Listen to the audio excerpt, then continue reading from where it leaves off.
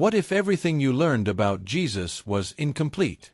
Worse, what if an essential part of his strength had been erased from history? Imagine for a moment that Jesus not only preached about faith and love, but also practiced something that today almost no one dares to mention: semen retention. Yes, exactly what you never hear in sermons, but which can completely change the way you view spirituality. The discomfort is immediate, isn't it? Because we've always been told that sexual energy and faith are incompatible. But what if this energy was precisely the key to Christ's magnetism, the silent force that made multitudes drop everything to follow him? Think about it. It wasn't weapons, nor riches, nor political power. It was a presence so powerful that even soldiers sent to arrest him hesitated before him. Now, look at your own life. How many times have you felt drained, tired, unfocused, as if you'd lost something essential? The modern world pushes pornography, masturbation, and instant gratification on us as if they were harmless, but the price is invisible. Your vital energy is wasted. And when this happens, you lose clarity, confidence, and even purpose. It's the exact opposite of what the great masters experienced. What I'm about to reveal here isn't some fancy self-help idea, but an ancient secret that has crossed cultures and traditions and can radically transform your life. What you're about to hear isn't found in catechisms, isn't in school textbooks, and is unlikely to be preached from a pulpit. Because if everyone knew this, the world wouldn't be so easy to control. Many people have never heard of semen retention, and their first reaction is usually one of surprise. After all, we've been raised to believe that ejaculating regularly is synonymous with health and pleasure. But semen retention isn't about repression or denying sexuality, but rather about redirecting a powerful vital energy. Imagine it like a river. When water is dammed and channeled, it can generate electricity, power turbines, and transform cities. Likewise, when a man retains this energy, he has the chance to convert it into physical strength, mental clarity, and spiritual expansion. Science has shown that semen contains an immense concentration of nutrients, hormones, and cellular energy. Each ejaculation uses up zinc, magnesium, proteins, vitamins, and even neurotransmitters. This explains why, after a cycle of compulsive masturbation or pornography, many men report fatigue, discouragement, and even a lack of purpose. Semen retention, therefore, emerges as an alternative to regaining vigor. It's no coincidence that ancient athletes avoided sexual intercourse before competitions, seeking to maintain their strength. To make it easier, think of a cell phone. If you leave multiple apps running in the background, the battery drains quickly. Now, when you close the non-essential ones, your energy is focused on what really matters. Retention works like this. It's not about giving up sexuality, but about not wasting energy. Many men report that, after a few weeks, they begin to feel more energetic, better focused at work, and even increased social confidence. A practical example. Someone who practices semen retention can use this accumulated energy to learn a new language, train with more discipline, or invest time in creative projects. It's as if the body gives you an energy check that you can choose where to spend. The writer Nikola Tesla, for example, was known for his abstinence and attributed part of his genius to impulse control. This shows that, more than theory, we're talking about visible results in real life. Another essential point is that retention doesn't simply mean abstaining. It's a lifestyle. Many practitioners combine it with meditation, breathing exercises, and a healthy diet because they understand that sexual energy fuels the entire body. If it stagnates, it can lead to frustration, but when directed correctly, it can transform health, spirituality, and even relationships. This balance is what differentiates retention from simple, purposeless abstinence. It's interesting to note that several traditions already spoke of this, even without using the modern term. Yoga, for example, treats semen asojas, the essence of vitality. Chinese Taoism also developed practices to transmute sexual energy into longevity. Even Christian monks and Muslim ascetics lived celibacy, not out of repression, but because they saw this self-control as a form of more intimate contact with the divine. It's as if humanity, at different times, had already grasped this hidden secret. In practice, beginners may face difficulties. After all, we're immersed in a culture of pornography, dating apps, and constant stimulation. The body craves immediate gratification, and the mind struggles against years of conditioning. Therefore, semen retention is also a discipline exercise. Each victory over the immediate urge strengthens the mind, as if it were a muscle that grows with each repetition. Small daily challenges, such as turning off your cell phone earlier or avoiding erotic content, are examples of practical training. And here's a curious detail: it's not just about physical energy, but also about presence. People who practice withholding report that they begin to be noticed in social settings, even without speaking much. There's something invisible, yet perceptible, that conveys security and magnetism. It's as if the body emits a different frequency. There's nothing exaggeratedly mystical about this. It's simply a reflection of a balanced organism and a mind that isn't drained by self-sabotage. Now, why does this topic seem so hidden? Why is it rarely discussed in schools, universities, or even churches? If it's truly so powerful, it would make sense for it to be in health books or Sunday sermons. This absence raises an inevitable question. Has this knowledge been deliberately erased? After all, a man in control of his energy is less manipulable, less vulnerable to distractions, and more difficult to dominate. And it is precisely at this point that the next step of reflection opens up. Because if ancient traditions already saw this practice as a path to enlightenment, why does modernity insist on ridiculing or ignoring the topic? What are we overlooking by failing to explore this fundamental key to spiritual and human life? Since ancient times, cultures around the world have spoken of sexual energy as sacred. Yogis in India, for example, believed that retaining semen preserved the vital essence kaladojas. This substance was seen as fuel for the mind and spirit, capable of taking the practitioner to elevated states of consciousness. It was not just about physical discipline, but about spiritual ascension. In Chinese Taoism, masters developed internal alchemy techniques that involved semen conservation. They taught that constant ejaculation weakened the body and mind, while retention transformed sexual energy into vitality and longevity. The idea was simple. The more energy preserved, the clearer the thought, the stronger the health, and the greater the connection with the flow of the universe. It was almost like spiritual mathematics. In ancient Greece, philosophers like Pythagoras and Plato already highlighted the importance of self-control. Plato, in his dialogues, suggested that true wisdom could only flourish in those who mastered their carnal impulses. Spartan warriors, for their part, practiced abstinence before battle to increase focus and endurance. This shows that, in different ways, various traditions saw semen as something greater than a mere biological function. Early Christianity also bears evidence of this understanding. Many monks and saints practiced celibacy not as a denial of pleasure, but as a way of conserving energy to serve the divine. Saint Jerome, for example, described chastity as the flame that kept the soul alight before God. The detail is that over time, this teaching was transformed into a rigid moral rule, but its original essence was one of empowerment, not repression. In Buddhism, especially in Tibetan traditions, there are records of practices known as tantras, which involve redirecting sexual energy. For the monks, the creative energy of semen was so powerful that, if channeled correctly, it could open paths of enlightenment and compassion. It wasn't about denying the body, but about using it as a vehicle for something greater. They understood that sexual energy is, in essence, life energy. A practical example can be seen in indigenous traditions of South America. Many people believed that a warrior who wasted his sexual energy lost power in the eyes of the tribe. Those who preserved it were respected as leaders and sages. This view crossed cultures without direct contact, reinforcing the idea that there was a universal wisdom surrounding the subject. It was as if everyone had discovered the same truth through different paths. These traditions remind us of something modernity has forgotten. The body is not an enemy, but a temple. When used consciously, it becomes the very ladder to the spirit. Semen retention, therefore, was seen as one of the keys to this temple.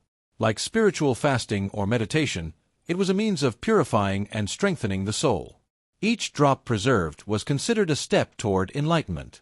Now, consider the contrast with today's world. We are bombarded by advertising that encourages immediate gratification and the unbridled consumption of pleasure. But in ancient traditions, true power came from precisely the opposite, from restraint, patience, and focus. This reversal shows that we may have lost precious knowledge, exchanging a spiritual jewel for momentary pleasures. And few stop to question this. Interestingly, many ancient masters describe the effects of semen retention as the awakening of a strong and incorruptible spirit. This spirit was perceived as courage, clarity, and personal magnetism. When we look at historical figures like Jesus, Buddha, or even Moses, it's not difficult to imagine that they practiced a form of sexual discipline. After all, their authority and presence transcended the ordinary, as if they carried an energy that could not be bought or manufactured. And here arises an inevitable provocation. If so many traditions have pointed to retention as the path to enlightenment, why has this knowledge disappeared from the daily lives of modern man? What has caused us to go from being guardians of a sacred energy to being slaves to its dissipation? Perhaps the answer lies hidden in stories that have been silenced over the centuries, and this is precisely what brings us to our next point. When we look at the life of Jesus, we see not just a charismatic preacher, but a man of radical discipline. He spent 40 days in the desert fasting, facing temptations that would destroy any ordinary person. This level of self-control doesn't come by chance. It's the fruit of a life dedicated to mastering one's instincts. It wasn't just about resisting food or power, but about complete mastery of mind and body. Everything I'm explaining here, I break down more carefully in my ebook The Power of Semen Retention. It was made for those who are starting from scratch and want to know how to apply semen retention in their daily lives in a healthy way, without crazy things or exaggerations. It's a practical guide, straight to the point. Imagine a man who had no wealth, no armies, no political influence, yet still mobilized multitudes. This doesn't happen without an inner strength that transcends the ordinary. Jesus demonstrated such a magnetic presence that people left everything to follow him. It's as if he possessed an energy that inspired trust and reverence. Many wonder, where did this silent power come from? His discipline was visible in small gestures. He preached self-control, moderation, and purity, not as cold rules, but as a way of life. The Sermon on the Mount is an example. Resist not evil, love your enemies, go the extra mile. These are not the words of someone dominated by instincts, but of someone who transcended the base impulses of human nature. This shows a man who lived in control of himself. And here comes a provocative question.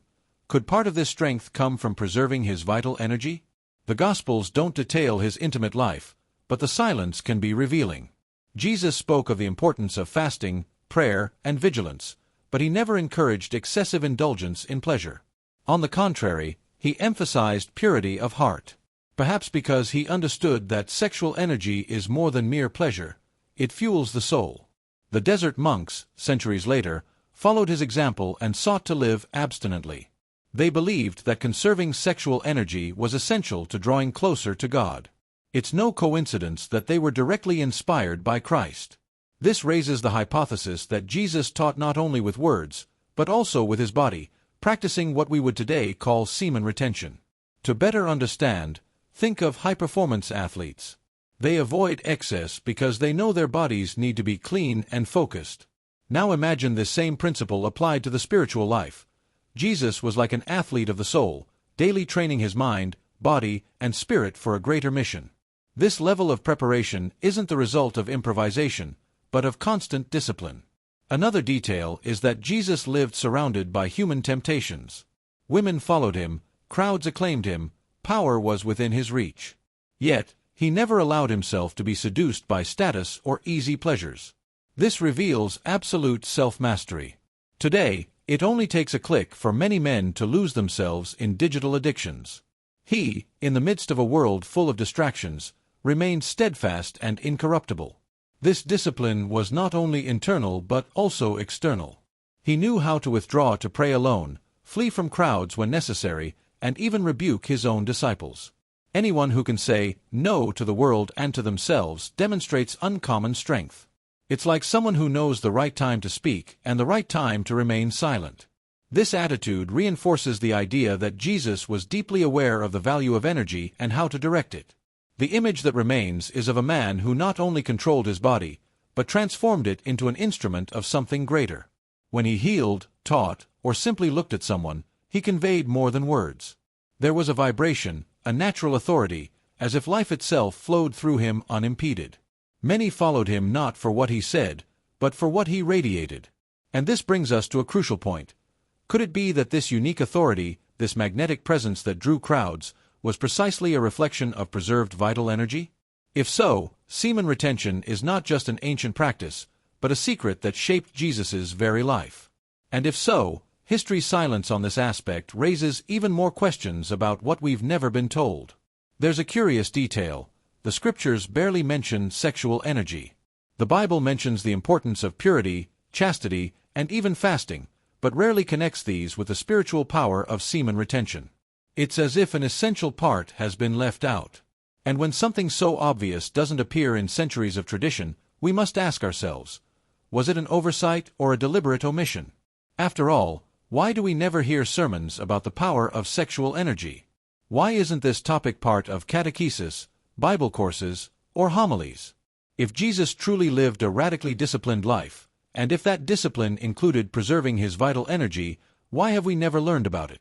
The silence, in this case, is deafening. It seems there's a deliberate gap in the narrative. When we look at history, we see that institutionalized Christianity became an instrument of power. Emperors, popes, and kings shaped religion according to their interests. And nothing is more dangerous to those who seek to control the masses than a strong, autonomous man, master of his own energy. Imagine crowds of disciplined, magnetic, and incorruptible men. They would be much more difficult to manipulate. This is where the question arises. Have they erased the connection between spirituality and semen retention? Many apocryphal texts, which did not enter the biblical canon, spoke of deeper practices of inner discipline. But they were rejected, censored, or forgotten. What would have happened if this knowledge had been preserved?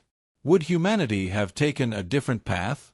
Think about the impact this has on everyday life.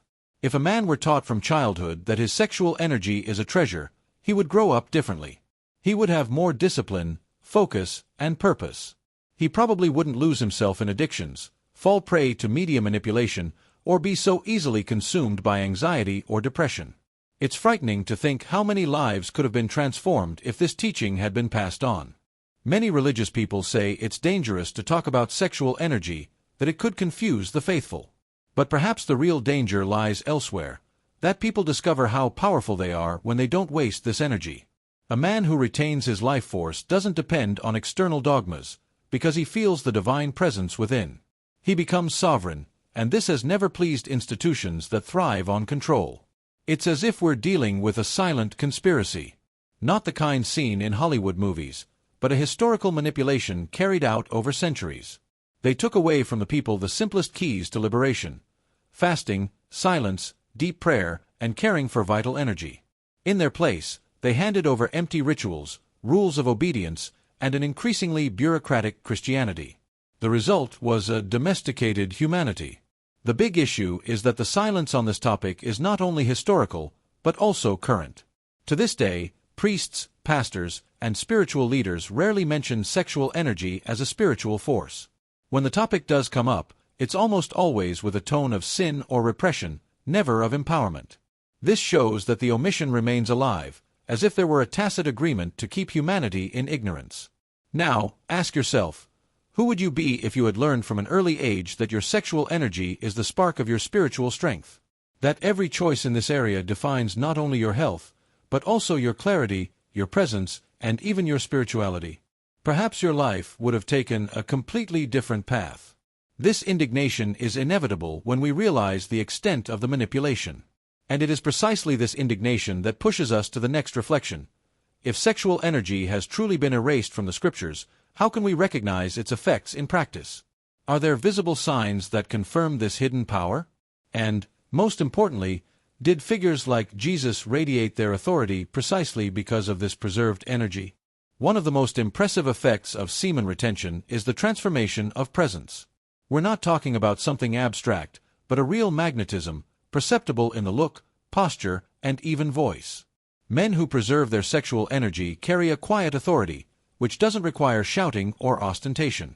It's the kind of energy that makes others stop and listen, even without understanding why. Now think about Jesus. Crowds followed him wherever he went, often unsure of what they would hear. He didn't distribute riches, promise political positions, or offer visual spectacles. What attracted people was his presence, a force that emanated from within and pierced the hearts of those who listened to him. This magnetism isn't artificially constructed. It springs from a preserved and intact interior.